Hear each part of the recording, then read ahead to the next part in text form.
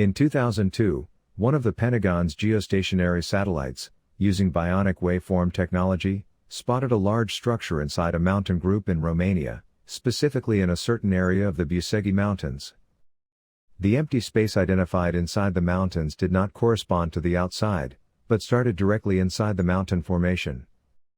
Satellite scanning of the mountain revealed two major blockages of the structure within the solid rock interior, bordering the beginning of the tunnel and its end.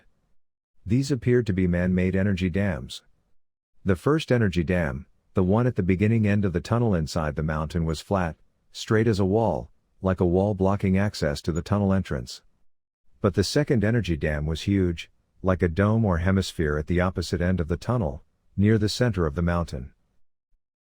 The elements of the internal, man-made structure in the Bucegi Mountains would not have aroused much interest among the world's Masonic elite, however, if their representatives in the Pentagon had not made the observation that the hemispherical energy dam had exactly the same vibrational frequency and shape as one in another top-secret underground structure they had discovered a few months earlier near Baghdad, Iraq. The Masonic elite and members of the Bilderberg Group were extremely interested at the time in the secret data provided by the military intelligence satellite about the strange energy structure underground in Iraq. Shortly afterwards, the war broke out, and within months the Americans had access, in the utmost secrecy, to the area about which the Iraqis knew absolutely nothing. The fact that the Pentagon noticed the similarity of the investigative data between the underground structure near Baghdad and the interior structure in the Bucegi Mountains greatly agitated the Masonic elite. A large part of this agitation, which initially almost turned into a full-blown panic, was due to the fact that the structure, much larger and more complex than the one in Iraq, was on Romanian territory. A huge conundrum was how the builders had managed to build the structure in the voids directly inside the mountain, without any correspondence outside it. Access to the interior of the mountain was achieved using an astonishingly powerful device for high-speed rock drilling, using a very powerful plasma jet and a rotating magnetic field. In this way the tunnel wall was reached in less than 2 days, taking into account the necessary preparations. The tunnel was paved with a thick rubber sheet. On either side of it, up to the rock faces of the mountain, was only rock. At the entrance and for a few meters afterwards there was water seepage, but after the tunnel ran smoothly to the left, about 10 meters from the entrance, everything became perfectly dry. The white light brought out the varied colors of the various geological formations in a splendid way, discreetly illuminating the interior of the tunnel in a surreal play of sparkles and shadows. No one could explain how it was possible for this tunnel to start suddenly, from inside the mountain.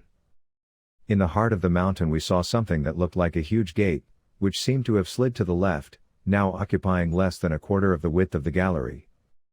As the American and Romanian team penetrated the Bucegi Mountains, word came from the Pentagon that the hemispherical energy shield protecting another building in Baghdad, Iraq, had been activated. The astonishing information was that a hologram of the planet had appeared in front of him, showing sequentially and progressively the continent of Europe, then its southeastern area, then the territory of Romania, then the Bucegi Mountains, and finally the location of the structure inside them, showing the Great Gallery Corridor and the hemispherical energy shield pulsating with power. It was obvious that the two hemispherical energy shields were in a direct but mysterious connection, so that the activation of one led to the activation of the other. American diplomats were informed that Romania would be sending out a world press release of crucial importance to mankind about the discovery in the Bucegi Mountains. The Americans vehemently opposed it because such a statement would have shattered their global influence in an instant and, more than that, could have thrown their country's economy and society, and perhaps the whole world, into chaos. Through a very special diplomatic channel there was even a personal intervention by the Pope, urging great restraint before taking this fundamental step for mankind. The Vatican had already been notified by the Americans, who considered it a possible ally in blocking the revelations, but strangely, although presenting these issues to the world would have considerably reduced the Vatican's power and influence over the Christian faithful, the Pope did not take a firm stand against it, but urged that the pros and cons be weighed before presenting the statement. He even conveyed that he would make available to the Romanian state certain ancient documents from the secret archives of the papal leadership, which are of great importance for Romania and support the evidence of the discovery in the mountains. After nearly 24 hours of discussion and deliberation, a final agreement for Romanian-American collaboration was reached, on precise terms that balanced the interests of both countries.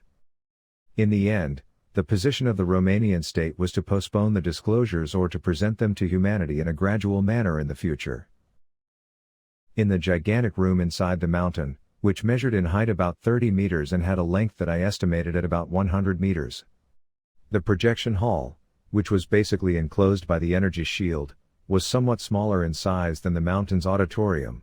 The height of the projection hall was about 20 meters, maybe more. Unlike the Great Mountain Hall, which enclosed it, the projection hall was almost circular. At the back of the projection hall, as it was called, 3 enormous tunnel mouths were arranged. One straight ahead and the other 2 symmetrically on either side of it. They were dimly lit, in a greenish hue. Inside there is a row of huge stone tables, in the shape of a T, which were arranged along the wall, following its curvature. None of the tables was less than 2 meters high. On the thickness of the slab above, different marks of an unfamiliar script, somewhat resembling the characters of ancient cuneiform writing, were cut in relief with astonishing precision. There was only one line of such marks across the thickness of each table. The writing was complicated, but also contained more general symbols such as the triangle and the circle. Although the signs were not painted, they still stood out with a slight phosphorescent glow, in different colors from table to table. There were 5 tables on each side of the room. On some of them there were various objects whose usefulness could not yet be understood. They seemed to be technical instruments, serving certain scientific applications. From many of these, a lot of translucent white wires descended to the ground, which gathered in rectangular boxes outside the table, directly on the floor. The boxes were made of shiny, silver metal that could not be scratched. The fine wires were extremely flexible and light, and inside we could see small pulses of light gliding along their length. 2 of the tables were empty, covered only with a very fine layer of orange dust. Samples of that dust were taken and sent to the laboratory for preliminary analysis, but no results had yet been received. The name projection hall was given by the research team because walking past a table would simultaneously activate a holographic projection on its surface, showing aspects of a particular field of science. The 3-dimensional colored images were perfect and very large, almost 2.5 meters high. The rectangular surface of the polished stone tables had a narrow slit in the center, measuring several tens of centimeters in length, parallel to the long side of the table. The holographic projections appeared from this slit. The projections run on their own, but at the same time they are interactive and depend on who is watching them and touching the surface of the table. At the time it was not known who the builders were, only that they were very tall. Also on each side of the hall, up to halfway up, were 5 huge tables, about 7 meters away from the protective shield. The tables offered projections from the fields of physics, cosmology, astronomy, architecture, technology, a field that featured the characteristics of several races of intelligent beings, not all of which were human in appearance, and a field of religion. This projection room was like a library of the universe, which had been brilliantly synthesized by an enigmatic civilization, highly advanced both spiritually and technologically. In the middle of the hall was a kind of podium, about 2.5 meters high, with 5 steps that made it easy to walk on its surface. There was a device resembling a circular, screen booth of transparent material. It was about 3.5 meters high and 1.5 meters wide. In fact, it was half a cylinder, with several complicated installations inside. About a third of the way up from the base of the cylinder, a sort of platform protruded from the wall, and above it were metal rods with some sort of sensors at the ends. It is believed to be a mental broadcasting installation, a possible amplifier of thought energy, a veritable thought machine, suitable for a human being of about 3.5 meters. About 50 feet away from that central podium was a control panel. It was not very large, it was square in shape with a side of about 1 meter and it rested on a central leg that protruded from the ground. It was very complicated, giving the impression of a computer board design grid, and what we call buttons there were represented by precise geometric symbols, having different colors. On the right side of the control panel, towards the bottom corner, in the middle of the panel was a red button, represented by a circle, much larger than the rest of the signs on the panel. It is believed that these installations maintain, in a way that is as yet completely unknown to us, an essential energy balance for the tectonic zone in which Romania is located. After the huge T-shaped projection tables, on the sides of the room I saw that there were very tall, metallic devices, from which metal branches of different and very complicated shapes protruded sideways. At a distance of about 10 meters past the control panel we came to a very large square, outlined in the material on the floor. The side of the square measured about 3 meters, and its surface, perfectly smooth, was a golden yellow color. In the middle was a small dome about 15 centimeters high, with a slit in the top. Before the dome, sitting directly on the surface of the square, was a container in the shape of an antique amphora, about half a meter high. The amphora had no patterns or inscriptions. It was made of a special metal, reddish in color, and had no toe art. The elegant lid did not allow the contents to be seen. Inside the amphora there was a very fine, shiny white powder. Curiously, the inside walls of the amphora discreetly radiated a faint blue light, which further highlighted the almost magical glitter of the white powder.